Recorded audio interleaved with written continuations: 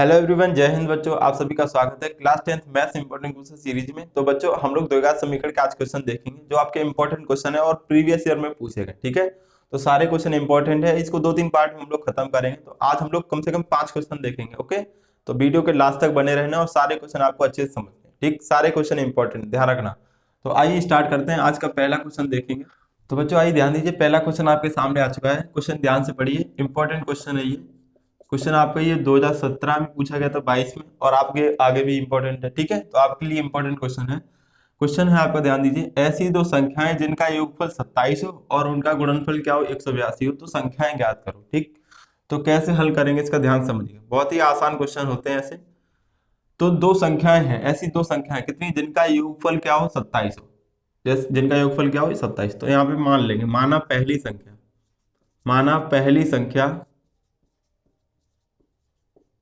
बराबर x। पहली संख्या क्या है, x।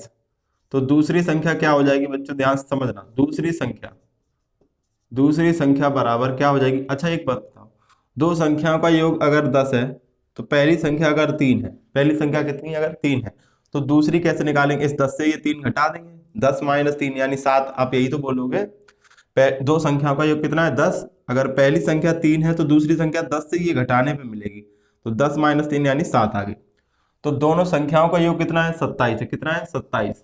उसमें पहली हमने x मान ली, तो दूसरी क्या होगी, 27 माइनस एक्स। क्या हो जाएगी, 27 माइनस का x। दूसरी संख्या ये होगी। अब प्रश्नानुसार यहाँ पे लिखेंगे, क्या लिखेंगे, प्रश्नानुसार। क्वेश्चन अपने अकॉर्डिंग क्या कह रहा है वो ध्यान समझिए। दो संख्या का योग 27 और उनका गुणनफल कितना है, 182। तो इस संख्या और इस संख्या, दोनों संख्या को गुणनफल कितना है, 182। तो x गुणे में क्या हो जाएगा, 27 माइनस के x, और ये 182 के बराबर आ जाएगा बच्चों। ठीक है, मल्टीप्लाई करा यहाँ पे, तो ये हो जाएगा 27x, और यहाँ x गुणे एक्स माइनस का एक्स स्क्वायर बराबर 182। ये सब कुछ इधर ले आएंगे, तो ये देखो एक्स स्क्वायर माइनस वाला पहले लिख लो, प्लस 27x और माइनस 182 बराबर 0। ध्यान रखना, फैक्टर करते टाइम एक्स स्क्वायर वाला हमेशा पॉजिटिव होना चाहिए।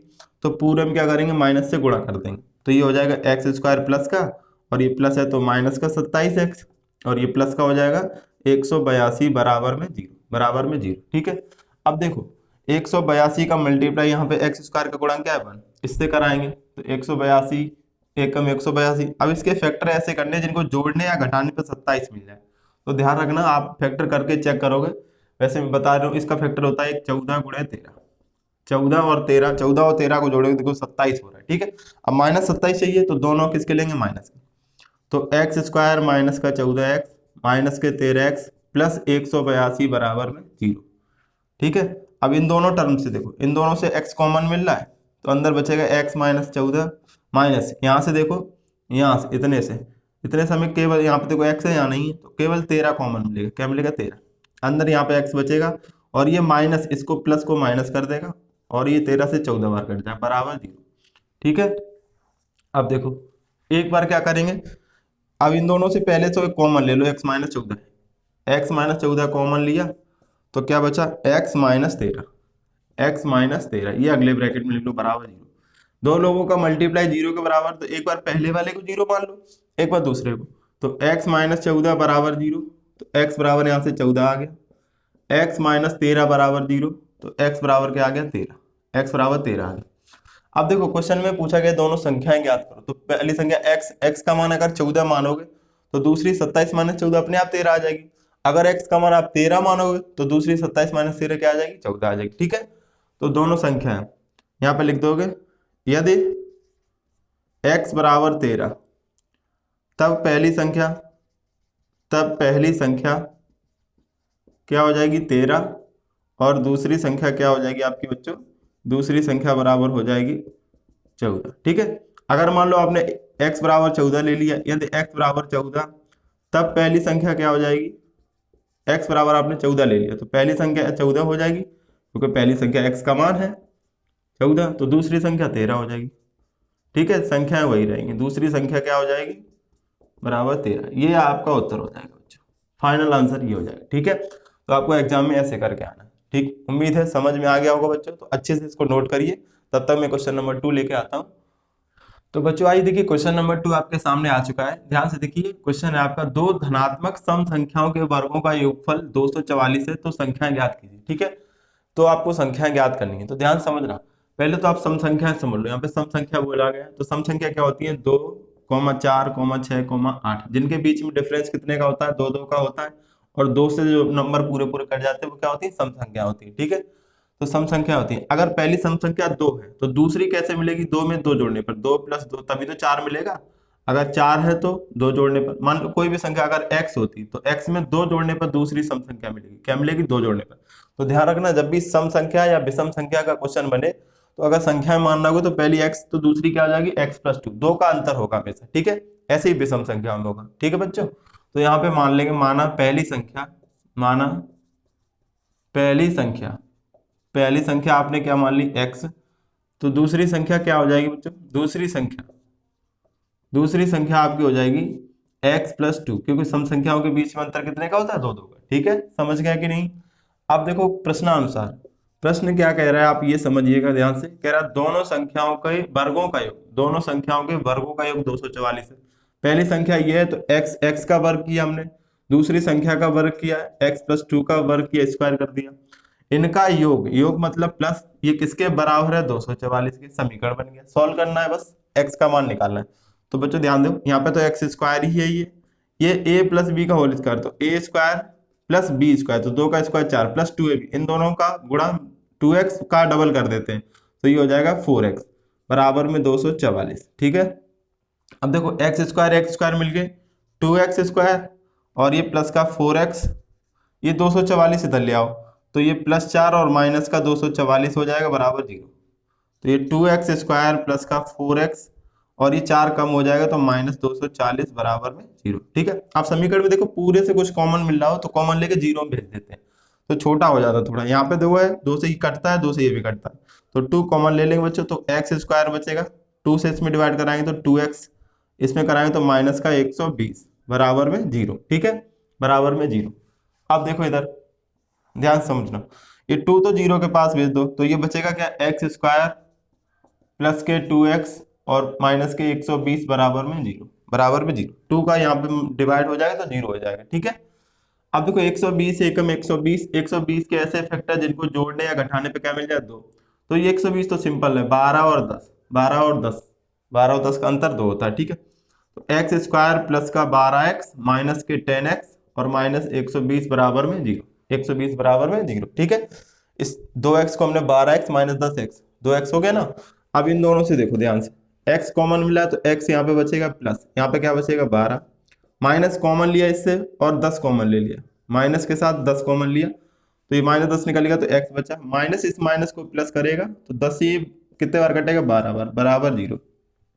अगेन कॉमन ले लेंगे यहाँ से x + 12 कॉमन लिया, तो अब यहाँ पे क्या बचा? x बचा और -10 बचा, बराबर 0। फिर वही बात, दो लोगों का मल्टीप्लाई 0 के बराबर, तो एक बार पहला वाला 0 को मान लेंगे, x + 12 बराबर 0, तो x बराबर -12। अब x - 10 बराबर 0, तो x बराबर क्या हो जाएगा बच्चों? 10, x बराबर 10 हो जाएगा। तो अगर पहली संख्या आप 10 ले रहे हैं, x का मान क्या लिया? 10, तो दूसरी संख्या क्या आ जाएगी? 12। अतः यहाँ पे लिख देंगे पहली संख्या, पहली संख्या हमेशा देखो, आप ऐसे कोशिश करना कि पॉजिटिव नंबर लेने की कोशिश करना। ठीक है, बाकी सम और विषम संख्याएं जो भी होती है वो माइनस की होती है, आपको नहीं पता होगा शायद, सम और विषम संख्याएं माइनस की होती है। ठीक है, तो आप तो केवल यही 10 लेना है यहाँ पे। तो पहली संख्या क्या हो जाएगी? x बराबर 10 और दूसरी संख्या क्या हो जाएगी? दूसरी संख्या क्या हो जाएगी? दूसरी संख्या x + 2, 10 में जो 2 जोड़ देंगे तो 12। ठीक है, 10 में जोड़ देंगे 12। इस क्वेश्चन में -12 लेके भी करोगे तो भी आंसर आ जाएगा, क्योंकि बताएं, क्योंकि वर्ग दिया है, वर्गों का योगफल आप करोगे तो आ जाएगा, माइनस का वर्ग करने पे भी प्लस आता है। ठीक है ना, तो ज्यादातर कोशिश करना आप प्लस लेके करो। ठीक है, चलिए ये क्वेश्चन अच्छे से समझ में आ गई, आपका आंसर हो जाएगा। क्या हो जाएगा? आंसर। ठीक है बच्चों, तो समझ में आ गया तो नोट करो, तब तक अगला क्वेश्चन नोट करते हैं। तो बच्चों आइए देखिए, क्वेश्चन नंबर 3 इंपॉर्टेंट क्वेश्चन है, ये अभी कराया उसके जैसा सेम है, इसका आंसर आपको कमेंट करना है। और दूसरी बात, हाँ, इसके जो पहले क्वेश्चन था उसमें ऐसे तो धनात्मक बोला गया था, क्या पूछा गया था? धनात्मक। ठीक, तो x का मान आप धनात्मक लेंगे, क्योंकि इसमें भी देखो आपसे पूछा गया विषम धन पूर्णांक, तो x के दो मान आएंगे माइनस और प्लस, तो आपको x का मान क्या लेना है, प्लस वाला लेना है। ठीक है, आप ये समझ लेना ध्यान से, पिछले क्वेश्चन में आप देखना तो वहां पे भी धनात्मक पूर्णांक बोला गया, धनात्मक सम संख्या जो भी बोला हो तो वहां पे आंसर क्या लेंगे, धनात्मक वाला लेंगे। ठीक है, चलिए क्वेश्चन नंबर 3, इसका आंसर आप लोग को कमेंट करके बताना। सेम क्वेश्चन है, इसमें आपकी बार विषम पूर्णांक लिए हैं, उसमें क्या लिए थे, सम पूर्णांक। चलिए अब क्वेश्चन नंबर 4 देखते हैं, लोग ध्यान से समझिएगा। तीन क्रमागत धन पूर्णांक इस प्रकार हैं कि प्रथम पूर्णांक के वर्ग तथा दूसरे और तीसरे के गुणनफल, ध्यान से समझिएगा, प्रथम पूर्णांक का वर्ग तथा दूसरे और तीसरे के गुणनफल का योगफल 191 है, तो पूर्णांकों को ज्ञात करो। इसमें देखो विषम और सम नहीं बोला गया, पूर्णांक बोला गया, वो भी क्रमागत है। क्रमागत का मतलब लगातार नंबर, अगर पहला नंबर 1 है तो 2 और 3 लगातार होगा कि नहीं होगा। अगर x मान लिया तो अंतर इसमें कितने का, 1 1 का है, तो दूसरा क्या हो जाएगा x+1 और तीसरा क्या हो जाएगा x+2, होगा कि नहीं बच्चों। ठीक है, तो यहाँ पे मान लेंगे माना पहला धन पूर्णांक, पहला धन पूर्णांक आपने क्या मान लिया, x, तो दूसरा बच्चों क्या हो जाएगा x+1 और तीसरा क्या हो जाएगा x+2, दूसरा क्या हो जाएगा, दूसरा, और ये तीसरा क्या हो जाएगा। ठीक है, अब यहाँ पे लिखना प्रश्नानुसार, क्या लिखोगे, प्रश्नानुसार। आपका क्वेश्चन क्या कह रहा है वो भी आप समझिएगा।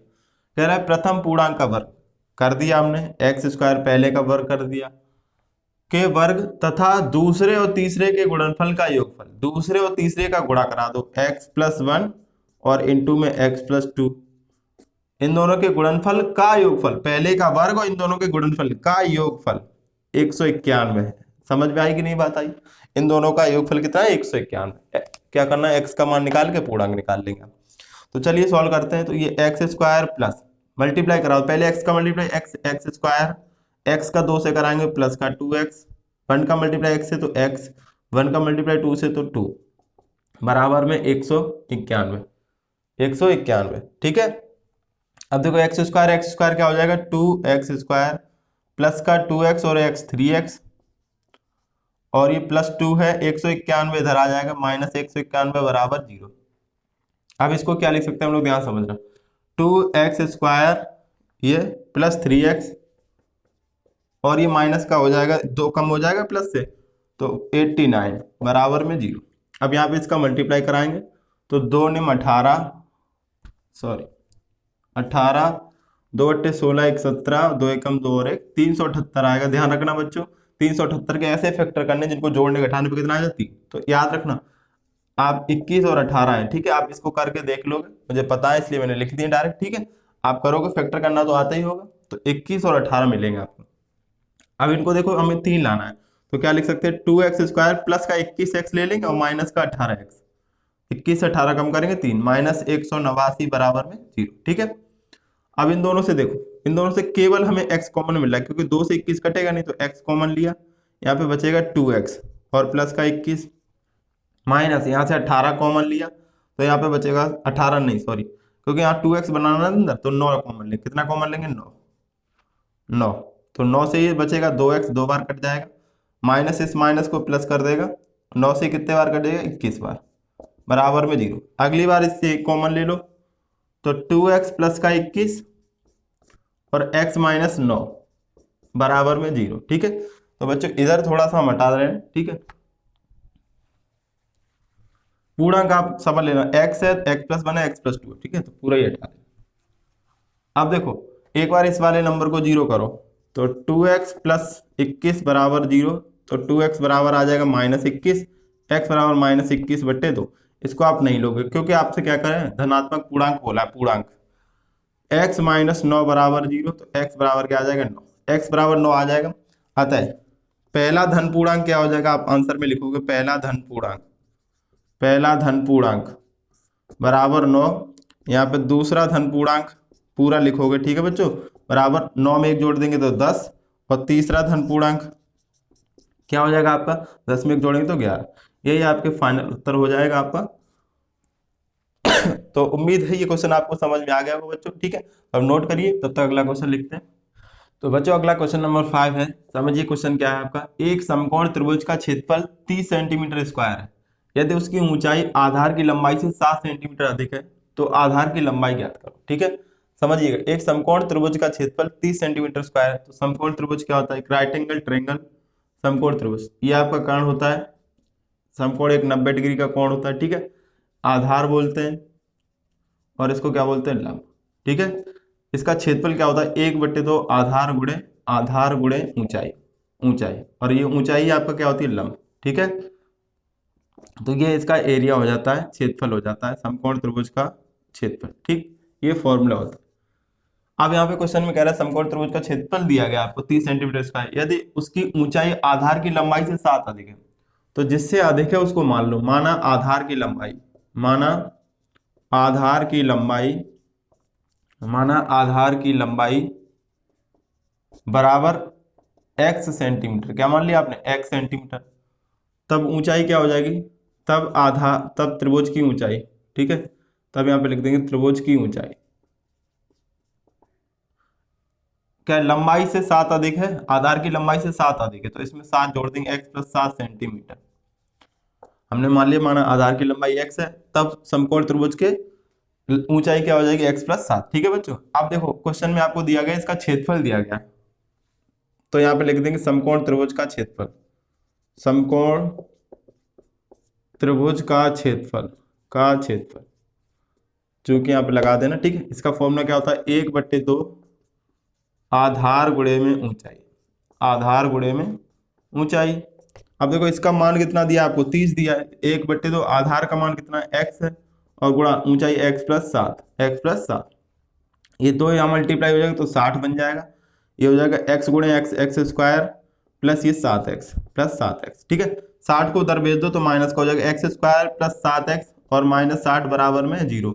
अब फैक्टर करने हैं, 60 एकम 60, 60 के ऐसे फैक्टर के साथ मिल जाए तो 12 × 5 = 60, 12 और 5 का अंतर 7 होता है, तो x स्क्वायर प्लस के 12x माइनस के 5x और माइनस के 60 बराबर में 0। इन दोनों से x कॉमन ले लो तो x + 12 बचेगा, माइनस का 5 कॉमन लेंगे बच्चों तो क्या बचेगा? यहाँ पे x बचेगा और माइनस माइनस प्लस हो जाएगा 12 बराबर 0, ठीक है। अगेन कॉमन ले लो x + 12, तो x + 12 आपने कॉमन लिया, अंदर क्या बचेगा? x - 5 बराबर 0। x + 12 बराबर 0 अगर करोगे इसको बराबर 0 तो x बराबर -12, इसको नहीं लेंगे। x - 5 बराबर 0 तो x बराबर क्या आ जाएगा? 5। इसको क्यों नहीं ले रहे? क्योंकि आप ये लंबाई है, चौड़ाई है, ऊंचाई है, समय है, या जो भी चीजें होती हैं, मीटर दूरी है, जो भी क्या है वो निगेटिव नहीं होती, ठीक है। वो क्या होती है? सारी पॉजिटिव होती है। तो x का मान पॉजिटिव लेंगे, तो ये x का मान क्या हो गया? पॉजिटिव। आपसे पूछा आधार की लंबाई, अतः यहाँ पे लिखने हैं आधार की लंबाई बराबर, आधार की लंबाई बराबर x बराबर कितना माना था? 5 सेंटीमीटर हो जाएगा। कितना हो जाएगा? 5 सेंटीमीटर। ये आपका उत्तर हो जाएगा बच्चों, ठीक है। ये आपका फाइनल आंसर हो जाएगा। ओके, हो गया। तो बच्चों आज की 5 क्वेश्चन आपको उम्मीद है अच्छे समझ में आ गए होंगे। अगर सारे क्वेश्चन समझ में आ रहे हैं तो वीडियो के नीचे कमेंट करके बताना, और जो क्वेश्चन आपको होमवर्क में दिया है वो उसका आंसर कमेंट करना है, ठीक है बच्चों। तो आज इस वीडियो को यहीं तक रखते हैं। थैंक यू, जय हिंद।